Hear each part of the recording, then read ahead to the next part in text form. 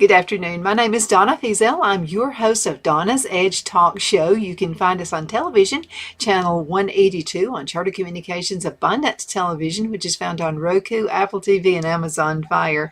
And don't forget the podcast, thenewscasters.com. At these newscasters.com. Now, I put my email address down there for you, Donna, at donnasedge.com. A lot of you guys are sending me ideas about shows, and one of those is right now. And so you can send an email anytime you want to. I love research. I was the quiet kid in school, got quietest in Who's Who when I graduated from high school. So I hung out at the library a lot then. I like to hang out at the library and doing research online as well, even now. So again, keep those emails coming. We definitely appreciate that. We're going to talk about how to talk to children about difficult news. We have the war going on in Israel right now. Kids are watching it. Sometimes they're unsupervised. And so sometimes we have to go in as parents or grandparents, if you're taking care of your grandkids, and we have to go in. I don't believe in sheltering kids. I just don't think that's a wise choice right there, because they're going to hear it one way or another. It's best they hear things from you, and it's best that you are the person who cushions the children. Now, I found this on the website apa.org. That's apa.org, how to talk to children about difficult news. And children's lives are touched by trauma on a regular basis. This is whether they're watching it on television, they're finding it on the internet. Trauma even comes from video games. Yeah, it does. So no matter how much we try to keep bad things away, they're just going to happen. But instead of shielding children from the dangers, violence, or tragedies around us, we need to talk to kids about what's happening. I know that, so I grew up in a minister's home, and so we were not sheltered from death because of my dad pastoring churches. We would go to funeral homes on a regular basis, and it could be someone we didn't know most of the time, but we were just not sheltered from that. But I remember going to school with kids who were going, "How do you go to funeral homes all the time? I mean, how do you do that?" Well, it was just part of our culture. It was a way of life for us. So we didn't take it so much as a tragedy like other folks did. But kids need to feel safe, and they need to be in a good environment, and it's up to us to do that. So let's talk about, this is a guide to the conversation, what to say. And sometimes it's not necessarily what to say, but what not to say that can injure our children. So this is what you want to do. It's okay to practice in your head. Go to a mirror. That's fine. It's okay. Or maybe with another adult if you've never had that experience. So some advanced planning may make the discussion a little bit easier. You don't have to think about it off the top of your head. Okay, now remember this though. Each situation is different. Okay, so you want to find a quiet moment. Maybe this is after dinner, while making the next day's lunch. This is time and a place where your children can be the center of your attention. Don't talk to them when you got 1,000 things going on in your life, okay? It needs to be a quiet moment for both of you, for you and your child. So find out what they know. For example, there may be a shooting at a school or a bomb set off in another country. Ask them, what have you heard about this? And then listen, and listen more. This is extremely important. Don't be thinking about what you're going to say. You need to listen to the kids, okay? Because they'll give you the answer. They'll give you direction on what to say. Share your feelings with your child. It is okay to acknowledge your feelings with your children. And they see you are human, okay? If it's disrupting for you, say it. Go ahead and fess up. They also get a chance to see that though upset, you can pull yourself together. You're a team in this, okay? And continue on. Parents hear it often, be a role model. This applies to emotions as well. This is a great article now. I found this on apa.org. Okay, tell the truth. Lay out all the facts at a level they can understand. Don't try to talk over their head. You do not need to give graphic details, by the way. Let's see enough of that on the news. For young children, you may need to have the conversation about what death means. No longer feel anything, not hungry, thirsty, scared, or hurting. We will never see them again, but they can hold their memories in our hearts and in our heads. Um, I remember my grandparents died. It was devastating for me when all four of my grandparents passed away. I was in the 12th grade in school when one of my grandmothers passed away. But I kept thinking about the good stuff. I kept remembering, about the fun stuff we would do. And then my granddad passed away. I was a little older then. Um, and same deal. Thought of the good stuff. Then later on in life, I was much older when my mother's parents passed away. Again, thinking of the memories. My granddad passed away first. He had cancer in 3 different places. And so it was easier to think about him being in heaven and not suffering anymore. And then when my grandmother passed away, it was tough. I mean, it really was. But then I was thinking, she's in heaven too, and she and my granddad are together. And that's really what mattered for a set of grandparents. When my grandmother passed away, she had a stroke. And then my granddad, again, he missed her. He mourned himself to death. And so, again, he was able to be with her. And so that made it a lot easier. So think about those things, okay? Memories in our hearts and our heads. Say, I don't know. If you don't know what the answer to the question is, it's okay to say, I don't know. Don't make stuff up. You're just going to make it worse. So sometimes the answer to the question is just simply, I don't know. Why did the bad people do this? Kids are going to ask that. Why did the bad people go in and bomb the people in Israel? Why did they do that? I don't know. I mean, it's a perfectly good answer. I don't know. So use that. Above all, reassure. Okay, so that's extremely important to do as well. At the end of the conversation, reassure your children that you will do anything you know how to keep them safe and to watch out for them. Reassure them that you'll be available to answer any questions, to talk about this topic again in the future. Reassure them that they are loved. Kids need to know that. You can't say that too much. My son is 43 years old. I still tell him I love him. I still tell him and my daughter-in-law the same thing. It's so extremely important to do. Above all, reassure. Now, at the end of the conversation, reassure your children that you will do anything you know to keep them safe and watch out for them. You're their guard dog. Okay, again, reassure, reassure, reassure. Now, another thing you need to do, according to this article, apa.org, take care of yourself. Talking about and experiencing difficult news and tragedies can be exhausting. I'd rather dig a ditch. I really have. It's not near as exhausting. But don't forget to take care of yourself. Okay, here are 4 things you can do, okay? Turn off the news. That's number 1. Turn it off. Take a break. Engage in physical activity. Go for a walk, go for a run, exercise, find a hobby. Make something with the kids. That's a great way. Engage in physical activity. Do something that will lift your spirits as well and those of your family.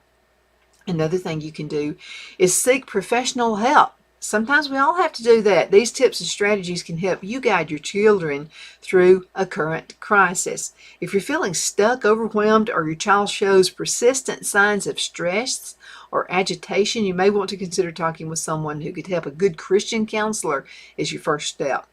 A licensed mental health professional, such as a psychologist, can help assist in developing an appropriate strategy for moving forward. And again, I want to give you this website.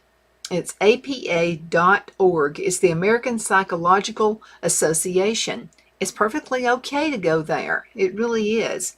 So let's talk just for a minute before we go into a commercial break about the road to resilience. Yeah, there is. When my grandparents passed away, it started with my grandmother, Dad's mother.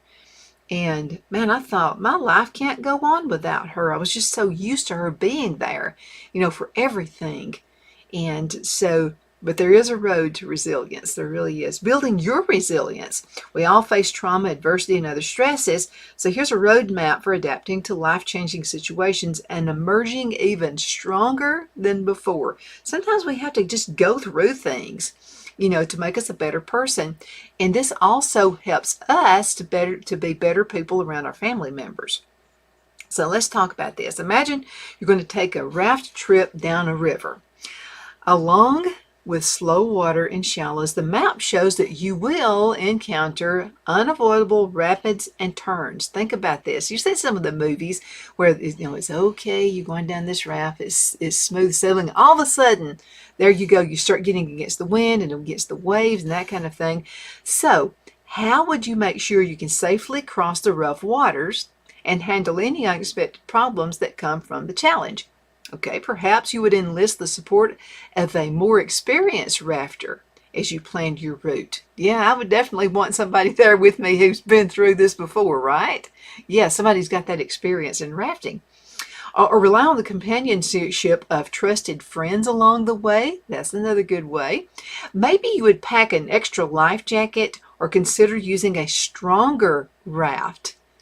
With the right tools and supports in place, one thing is for sure. You'll not only make it through the challenges of your river adventure, you'll also emerge a more confident and courageous rafter. I remember the first time I did any kind of public speaking whatsoever. It all started with Miss Ritchie at Geraldine High School. She was my English teacher. And she saw something in me. I don't know what it was, but she did see it. And so she wanted me to be the first one to handle this speech. Well, I was scared to death. I said, no, ma'am, I can't do it. No, ma'am, I can't do it. And she said, yes, you can. If you can win the typing contest and if you can win the math contest in the school, you can stand up in front of your peers. You can do it. I was scared to death. But then I looked at her and she gave me this confidence, like that I could do it. Now, had she been looking at me like, I don't think you're going to make it, sister, I wouldn't have made it. She made me feel confident that I could do it. She just looked at me and started nodding her head, doing this. And that gave me the assurance. So if you know someone, if you have a child who's going through some kind of a challenge, and maybe it's public speaking, I'm just telling you, I was there. Maybe it was public speaking. Look at them assuringly. And you might want to talk to the teacher as well, just to make sure that teacher's on the same wavelength you are. Because if you got a bad teacher, it's not going to work. I just thank God above I had Miss Ritchie. Let's go into a commercial break. We're going to be right back in just a few minutes. The Hatter Cafe and Country Inn is nestled in the northeast corner of Alabama the Beautiful in the delightful town of Mentone. We're located on top of scenic Lookout Mountain near Little River and DeSoto State Park and located only 5 minutes from shopping and restaurants. There is also a nearby community walking path and golf course. We welcome everyone through the doors and we are committed to outstanding service for all guests. At the Hatter Cafe and Country Inn, we invite people from all walks of life to come and get away from it all, enjoy the open spaces, treetop views, fresh, clean air, and experience Southern hospitality at its finest. We look forward to hosting you. To reserve a special event, or if you would love a special getaway at the Country Inn, you can call us at 256-634-2018.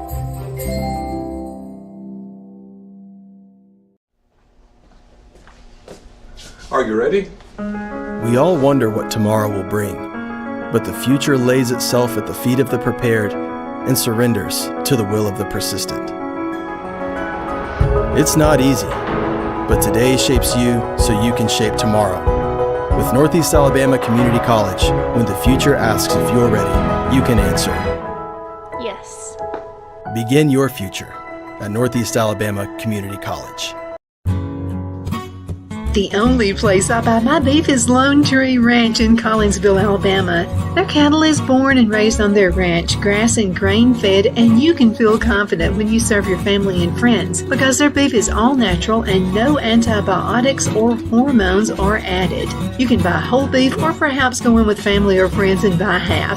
Their customer service is number one as they take care of the delivery to their local processor and can deliver to your home for a small added fee. They also offer herd replacement heifers. I always call Lone Tree Ranch in Collinsville, Alabama for my beef specialty recipes and cookouts, and you can too. Food shortages are increasing, so buy local by calling 256-523-6462. That's 256-523-6462.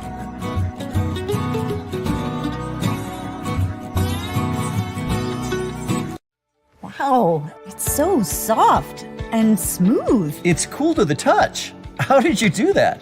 Well, we took MyPillow's patented fill and combined it with this new technology that we didn't have back then when I invented MyPillow to bring you the best pillow in history, MyPillow 2.0. Because of all of you, MyPillow 2.0 has been a huge success, and now we're bringing you our best-selling Go Anywhere MyPillows with the same temperature-regulating technology. Made with my patented adjustable fill and brand new cooling fabric, they're truly the next generation of MyPillow. So go to MyPillow.com or call the number on your screen. Use your promo code to save over 60% on our MyPillow 2.0 4-pack special. You'll get 2 MyPillows and 2 Go Anywhere MyPillows, regular $259.92, now only $99.98. King size just $10 more. This is a limited time offer, so please order now.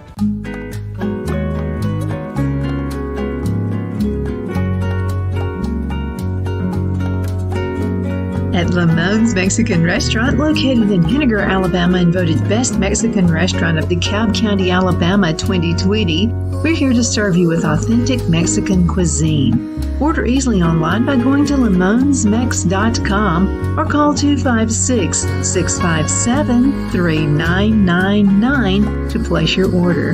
We're open Sunday through Thursday, 11 a.m. to 9 p.m. and Friday and Saturday, 11 a.m. to 10 p.m. Whether you're celebrating a cozy date night for two or a celebration for a crowd, at Lamone's you'll love our atmosphere and friendly servers. Thank you for dining with Lamone's Mexican Restaurant.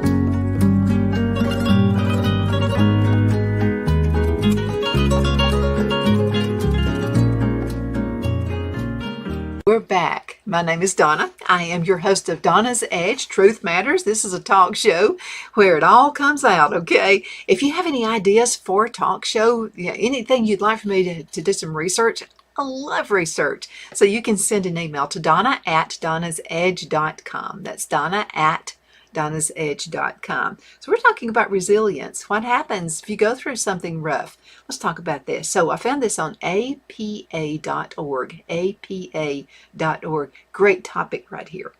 So what is resilience? According to the author, life may not come with a map. My life has never come with a map, but everyone will experience twists and turns, from everyday challenges to traumatic events with more lasting impact, like the death of a loved one, a life-altering accident, or a serious illness. Each change affects people differently, bringing a unique flood of thoughts, strong emotions, and uncertainty. Yet, people generally adapt well over time to life-changing situations and stressful situations, in part thanks to resilience. Psychologists define resilience as the process of adapting well in the face of adversity, trauma, tragedy, serious health problems, or workplace or financial stressors. As much as resilience involves bouncing back from these difficult experiences, it can also involve profound personal growth. Each thing I've went through has made me a stronger person because I've experienced, I saw the end. While these adverse events, such as rough river waters, are certainly painful and difficult, they don't have to determine the outcome of your life. There are many aspects of your life you can control, modify, and actually grow with. There's help there, see? That's the role of resilience. Becoming more resilient not only helps get you through difficult circumstances, it empowers you to grow and even improve your life along the way. So here's a little personal thing that happens in my life. Okay, so we moved back from Charlotte, North Carolina, back in 2013, thinking this would be the thing to do, could get closer to family. And what happened was, it wound up being, I have regretted it. I have regretted moving back from Charlotte. Family member very close and has done a lot of things to make life very difficult. I've had to jump from one thing to the next, and I've had to do it in a fast motion. So this family member has called employers and told them things that were not true. And this family member is a narcissist and has done everything that she could possibly do to get me to move back, to move away from here. And she lives right by me. And it's really, really difficult. She has called herself a speaker. She has went to churches and said really bad things about me. It's been a really, really hard thing to do, but I've had to handle it with grace. And this comes from teachings from the Bible, from Jesus. So you don't have to like it now. And I don't like it. I wish the situation was different, but I see that it's just not going to be different. So I've had to look at the way people are watching how I handle this situation. If I go back and I yell and I scream and I carry on in public places with her, it's going to make me look like the same person she is. So here's the way I look at it. Okay, God has given me grace millions of times, okay, because I am not a perfect person. So I have to handle it. I have to give her grace as well. Someone came to me one time, and it was a preacher's wife now, okay? So just because someone claims they are a Christian, sometimes they claim that they are a preacher's wife or whatever, doesn't necessarily mean that they've got your best means ahead and that they're actually thinking about you. So this person knew that this person was a relative of mine, and she asked me. And I just point blank looked at her, so she was trying to cause some trouble. So she looked at me and I said, yes, and I love her. And that's all you can say. If somebody tries to pick something with you, if somebody tries to get you to say something bad about this person that's giving you a hard time in life, don't do it, okay? First of all, you're taking power away from the person who's trying to give you a hard time. You're taking that power away, and you're going to benefit from it. Okay, think about this. Okay, so we've all been into it before with somebody. You have kids in school, and somebody tells a lie on you, and you start diving into them and start. So it makes you feel good for a moment, but then after it's all finished, you feel worse. You know, you get to say your thing, and you get to say your speech. You get to put yourself into it. And you're going to have well-meaning friends who will say, you need to just go on ahead and dive into that person. You really need to tell them what you think. That never works for me. Now, it's been a long road, but people are beginning to see through it. And people are beginning to see what she has done. So this is what I can tell you about resilience. And it's actually the biblical way to do it. And it's the way to do it. Now, hard times, yep. Hard days, yep. Most certainly. But if you'll handle it with grace and you handle it the way you're supposed to, you give that person grace, eventually people are going to turn around and they're going to see that you're not the bad guy after all. That's through experience. That's the way I handle it. Now let's get back to this article again. And this talks about, we were talking about what resilience is. It'll make you a stronger person. So let's talk about what resilience isn't. Being resilient doesn't mean a person won't experience difficulty or stress. You will. People who have suffered major adversity or trauma in their lives commonly experience emotional pain and stress. Oh yeah, you'll feel some stress. In fact, the road to resilience is likely to involve considerable emotional distress.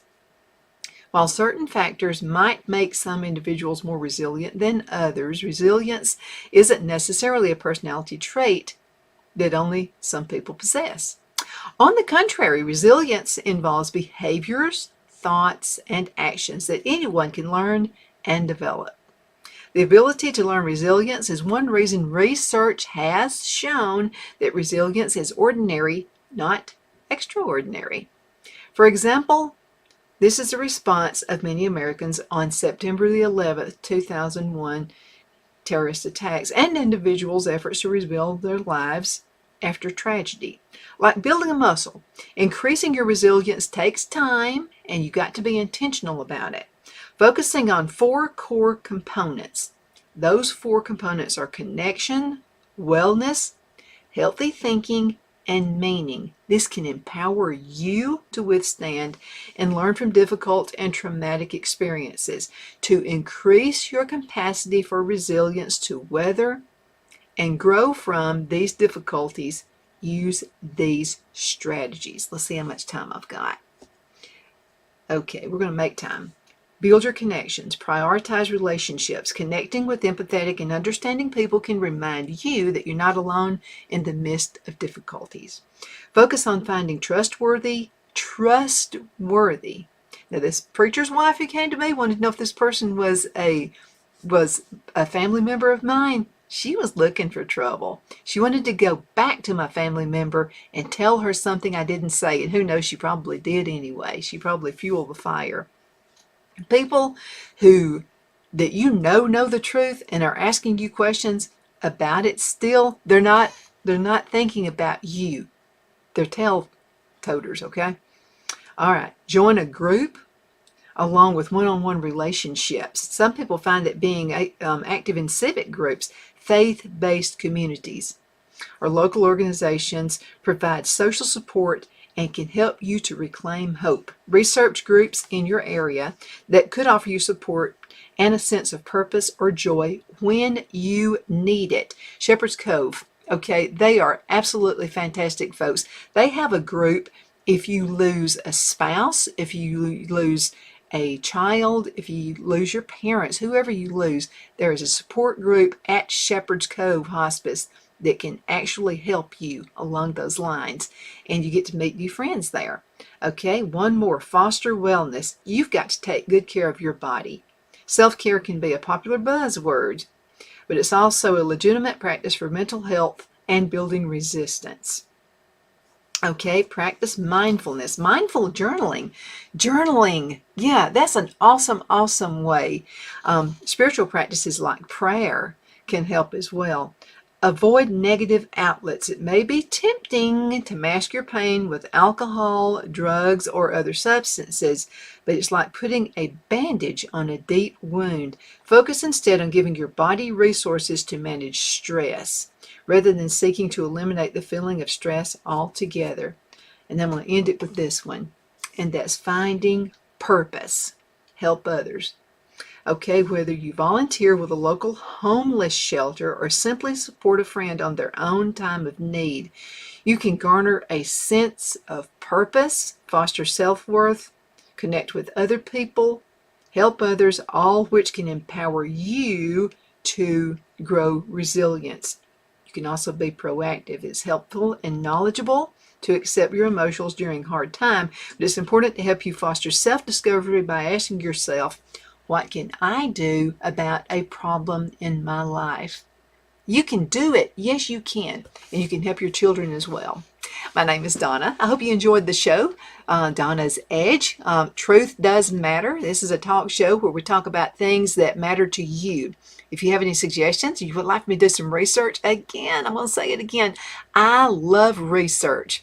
So you can also send an email to me, donna@donnasedge.com. Donna@donnasedge.com. You can find us on television, channel 182 on Charter Communications Abundant Television, which is syndicated, found on Roku, Apple TV, and Amazon Fire. You can also find us on our podcast, thenewscasters.com. thenewscasters.com. Thank you so much for watching. You mean a lot to me.